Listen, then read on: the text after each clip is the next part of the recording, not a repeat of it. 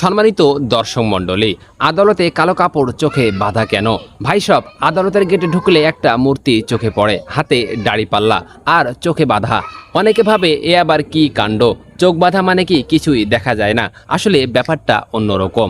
আদালতের সেই চোখ বাঁধা মানে হচ্ছে বিচার করতে গিয়ে ধনী গরিব, নেতা নেত্রী, চাচাতো ভাইপো কাউকে আলাদা করে দেখা যাবে না। চোখ বাঁধা বলে বিচারকের কাছে সবাই সমান।